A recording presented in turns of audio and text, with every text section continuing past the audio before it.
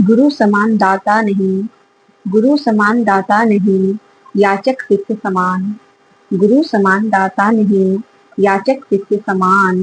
तीनों लोक की संपदा, तीनों लोकों की संपदा, सो गुरु दीनी दान।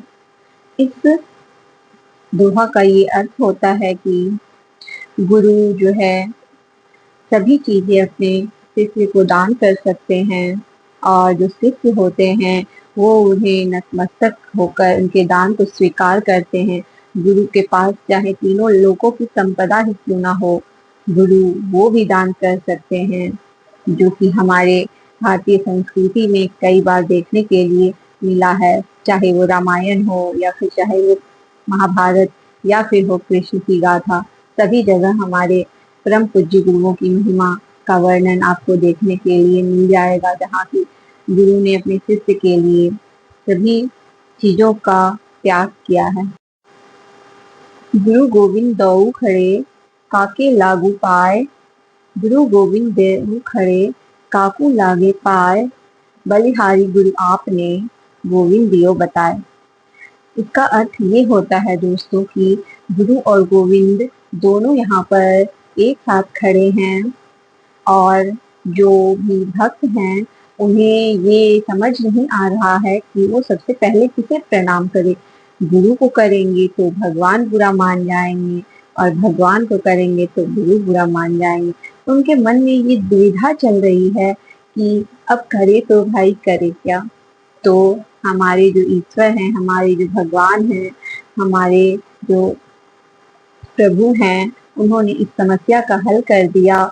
उन्होंने सबसे पहले हमारे गुरु को कहा प्रणाम करने के लिए, क्योंकि जो गुरु हैं हमारे, वो तो ईश्वर के भी गुरु हैं। तो भला भगवान अपने गुरु को सम्मान कैसे नहीं देंगे। तो इसी पर कबीरदास ने कहा है कि बलिहारी गुरु आप गोविंद दियो बताए।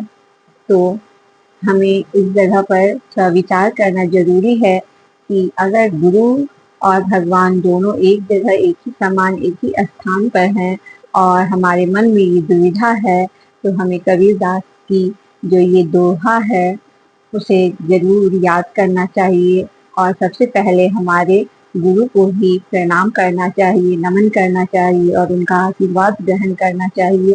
इसके बाद ही हम भगवान के चरणों में जा सकते हैं और उनसे अपने आप को आशीर्वाद देने की कामना कर सकते हैं।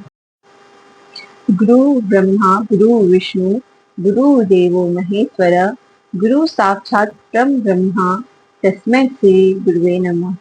इसका अर्थ ये है दोस्तों, गुरु ब्रह्मा है, गुरु विष्णु भी हैं, गुरु साक्षात महेश्वर अर्थात शिव के समान है, गुरु परम ब्रह्मा यानी कि गुरु परमात्मा भी हैं। तस्मै श्री गुरुवे नमः मतलब है कि मेरा सत सत नमन है, मेरा बारंबार प्रणाम है अपने गुरु के चरणों में। यह जो श्लोक है वो गुरु की महिमा को दर्शाता है। वही यह बताता है कि गुरु ब्रह्मा विष्णु और महेश तीनों में हमारे गुरु विराजमान हैं। गुरु हमारे परमात्मा हैं। सभी चीजें गुरु में जाकर विलीन हो जाती है। गुरु केवल हमारे शिक्षक ही नहीं होते, बल्कि वो भी गुरु होते हैं जो हमारे जीवन की दिशा को सही आधार देते हैं, सही मायने में हमें आगे बढ़ने में मदद करते हैं, और हमारी जो विचार है उसे एक सही दिशा प्रदान करते हैं।